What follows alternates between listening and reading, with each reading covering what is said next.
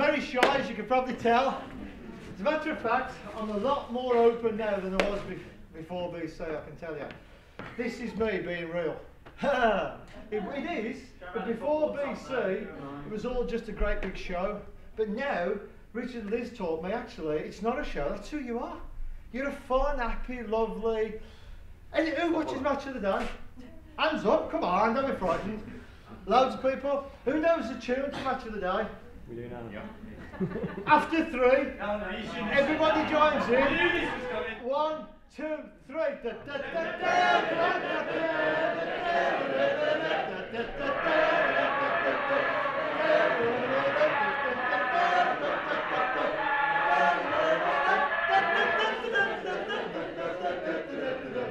Hey! Clap yourselves, hey! How many people out there knew the tune to Match of the Day? Now, let's be honest with each other, but didn't sing it. Come on, put your hands up. And I guess the reason you didn't sing it is because you didn't want to feel the prat in front of the people around you. Because that's normally the reason we don't do things, is because you think, I ain't going to sing because I'll feel the right prat. Come on, and how many times in our lives do we do that? Do we not do things that we really truly want to do because we consider what other people will think about us? I don't give a shit what you think about me. I do, of course, I used to love me. Why have I put this on? Because I haven't got a long time. I could stand up here an hour as Richard and Liz now, and I'll probably going to fucking drag me off eventually. Why have I dressed like this? It's all about BC. I'm going to try and give you my story in 3 little sessions. The first one is about football. I'm going back now to school. One of the things I excelled at was football. When I was 14, 15, I played for my brother's side, I played for the county side, and I was trialled with West Bromwich Albion and Coventry City. And I went to Coventry City as a schoolboy professional for a career. Obviously never made it. But why, and this is what Richard and Liz are on about, why did I do that? Because in the classroom, Richard thought he was thick. I was doubly thick. Couldn't read and write when I left school at 15. And I'm in Jack and Jill. Couldn't read and write. Because it's exactly what Liz said. I was phenomenal at sport. Any sport you want to say, in the top 3 at school, always. So I excelled. They put me in the classroom, and I was crap. I was a naughty boy. Because I couldn't read and write, and because, like Richard said, nobody said to me, it's okay that you can't read and write. You aren't a dunce. You aren't thick. In my day, that's what you were classed at. Thick and a dunce. Really? I thought that about myself, and the other kids, if they'd have known I actually wasn't a naughty boy, I was a real nice kid. But, you know, I'm a bit like Richard, a lot of feelings, but I wasn't going to tell like people that, was I? Can you imagine me? I'm going back to the 60s, in a classroom, by his own way, standing up and saying, I can't read, sir, and I feel terrible about it. What I did was I went, I ain't bloody reading. I'm not reading. Why not? I don't want to. So, of course, all the kids in the class were, Jess, go on, son. Tell the teacher, you can't read, go on. What I didn't know inside, I was crying. Because I was embarrassed that I couldn't read in front of these kids. But what I did do, and this is where Richard and Liz are saying, do what we love, pass it on. As soon as I come out of that classroom and walked onto that football pitch, it all disappeared. Not because I was a great footballer, because I loved it. It was a passion, and I got on that football pitch, and I didn't think, what does what does that word? Like Richard said, I was up here thinking, oh God, I'm an idiot, I can't. I got on that football pitch, the ball come, I just went boom, boom, boom, run off. I never thought, oh look at me doing this. It just flowed. And what I've learned from BC in my latter years is I let things flow now from inside, naturally, the real me. What if it's all about my feelings now? And I'm gonna, where's his here? But that was when I was a kid, and I can tell you, I could stand up here now and you'd be fascinated. I've been to Australia, New Zealand, I've travelled around, done all this, but none of it was real. And when I did that journey, lived in Australia for 6 years, do you know what? I never lived in Australia for 6 years. Because I only met me when I did BC. That's good, eh? I only met me when I did BC. I only met me when I did. I'm a poet, don't I? I only met me when I did BC. So those 6 years, I played professional football in New Zealand. I played for Christchurch. Obviously, if you know New Zealand, the town, city Christchurch. I played for Christchurch. I played in the Premiership of New Zealand football. Hey, brilliant. And I loved it, and that was probably the times I was the most happiest in my life when I walked onto a football pitch, because it was natural, and it was me. I played from my heart, I played from my passion, I played from my beliefs. When I stepped off that football pitch and I went back to work, I never met me. I just met the person who I, as Liz says, thought I was, who I believed I was, which was the voices, the doubt, the fear, etc., etc.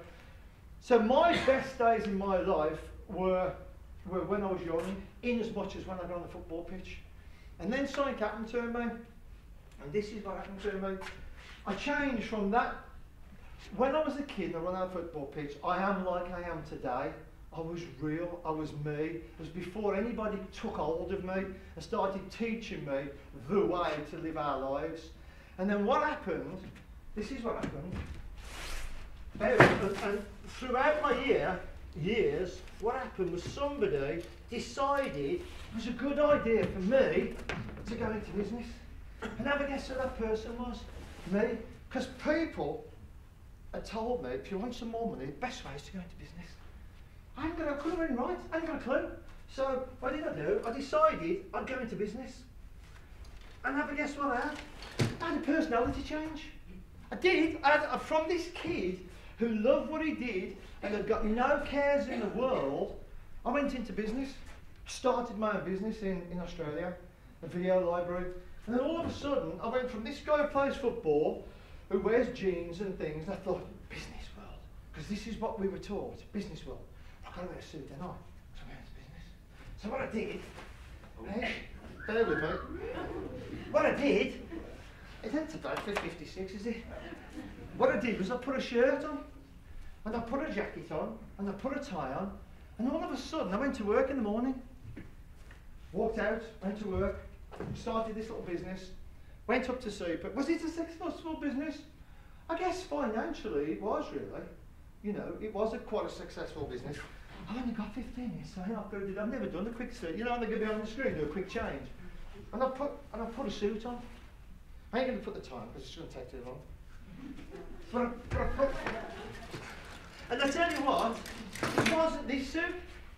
If this still fits me, it'll be a miracle. It wasn't this suit, because this suit is a green suit. And it ain't too bad, it's a bit lively, but most people put a black, blue, or a pinstripe suit on. And what they do is they get up in the morning, they get out of bed, they put this, and whether they're real or not, I don't know, but they put this suit on, and they go in and they say, hello, Jeff Scarlett. And I guess they're not meeting Jeff Scarlett. Because as soon as I put this suit on, I become somebody else. I become a businessman. And then my business head goes on, and it's how can I do business here? How can I get these people to do business with me so I can get some money? Because I've been taught in business, it's all about money. You know, it's the figures that actually... And then my personality changed. I was on... Hey, you'll be proud of me. I've become the Electrolux salesman in Perth, Australia. The Electrolux salesman. I used to go around knocking doors all day. Just knocking doors. Morning, madam. Jeff Scott, Electrolux representative. Just here today. That's not who I am. But I was, and do you know we had sales meetings? And Richard normally does this. We have sales meetings, and this is what they taught me. This is like, be a salesman. So we'd have, I think there was about 10 Electrolux salesmen who did all over Perth. We're going to this meeting on a Monday morning before the week starts, and they'd get you up and they'd get this big motivating guy, motivation, we've got to go in there today, we've got to make it happen, and we'd say, yes, no problem. And then, how are you going to do it today, Jeff? I said, I'm going to be good. And I laugh when Richard does this on stage because I think, shit, that was me. How are you going to do this week, Jeff? And I'd go, going to do great. He'd say, no, we need more than that. Listen to him, boys. I go, yeah, great. No, I'm going to do fantastic. I'm going to do 100 doors, 200 doors. And he'd say exactly like, when I got out and I was by myself, shit myself. Because I mean, all the hype had gone, and I'm standing there, frightened to knock on the door. I did, but they'd built me up that high that if I didn't go back and say I've now sold 10 Electrolux cleaners, I was a failure. So they'd built me up to a pitch where I was going to go out, and on the odd occasion I did well, but mostly I just sold a few. And then I'd go back in on Monday morning because it was out to do next week, and I just felt shit. And what had happened, instead of me being Jeff Scarlett, I'd been convinced by the business world, and I'm not saying business is wrong because I'm in business now, but I don't know how to run my business differently. In the business world, that I wasn't who I was, and well, the reason I'm trying to explain this is I've got 15 minutes, thanks. The reason I'm trying to explain this is because what's happened, do you remember I said this part of me, excuse my torso again, I do apologise, it's not as ripply as it used to be. And it used to be a six-pack when I played professional football, but not now. It's just a one-pack now. What happened with BC, and I don't care whether you believe me or not, because I know what it's done for me. I did BC just under 4 years ago, and I don't know whether you can feel I've got a bit of passion about BC here. I'm like Liz, and I'm not knocking anybody else, but I've done the Tony Robbins, I've been away for the weekends, I've done, not as much as Liz, but I've done courses, like people have seen before, I've got books and volumes of motivation, self-development and all that. And do you know what it did? It screwed me up completely. Because when I got to BC, I hadn't got a clue who I was. You wouldn't know that, because I didn't ever let you know I was screwed up inside, and I didn't feel right, and you know, I'd get up on a Monday morning thinking, oh, another week. Like, I get up now and it's like, yes, you know. Some of you have seen me do this before, and I'm running out of time, so can you all do that? And do that. And be very careful, because the person next to you, can you just do that? Okay, put your arms down. Do you know what that is? Richard taught me this. Every single morning of my life, every morning, and Helen, my wife, will tell you, is when I wake up, I sit on the edge of my bed, and I go, I just make sure, really. That one is, no wood. I'm not in my coffin. Now you might think that's so simple, but I'm not in my coffin. It's another fantastic day for me to be alive. So what did BC did for me is it gave me my life back. Was my life bad? Was I in a bad way? Was I into drugs? Did I need all that? No, not at all. Not in the least. I was just the average bloke. Did you hear what I just said? I was just the average bloke. Because I just saw myself as average. We're all amazing. All of us are amazing people. And BC taught me to be amazing. To who? Not to you guys. To me. I can look in the mirror now and I can honestly say to myself, all right, girls, salt yourselves back. Hang on, I'm just going to wake up, haven't I? Still in bed at the moment thinking, Jesus, looking at that. I wake up every morning now and I'm so passionate about BC and Liz and Richard because they've given me back my childhood. Because I'm just a kid now. I go into business, I go and see people and directors, but this is how I go. Well, not actually like this. Actually, mate, that might be a good idea. That's how he was different, wasn't he? But this is how I go. Don't get me wrong, you know, if you wear a suit for your business, I'm not knocking suits. I'm saying it don't work for me. And yet I was taught by most business people that suit, tie, short. Oh yeah, by the way, you see, okay, I say Tom's. Tom's there at the front. I'm not saying you've got to grow your hair to do BC, and I'm not saying I'm a Richard lookalike. I'm his brother. No. Was I had short hair when I did BC. 4 years ago I had short hair. And do you know why I had short hair? This was before BC, because I thought that's why I had to look. Because that's how I thought I'd be accepted by the world. Because I didn't think people would accept me with long hair, scruffy, long hair, bomb, all wrong, obviously. But what I did was I thought, I'm back. I'm back. Jeff Scarlett, the kid, is back. The kid who was a superhero, and that's what we call ourselves, tongue-in-cheek, superheroes. Why? Because I've always been a superhero inside. But I've never been a superhero since I was probably 21. Thanks to Richard and Liz, they've actually made me become a superhero. I believe in myself now. I believe in my confidence. I want to do much, much more of this. I want to be on stage more. I enjoy it. It's what I'm meant to do. I know what I'm meant to do. I'm supposed to pass the message on.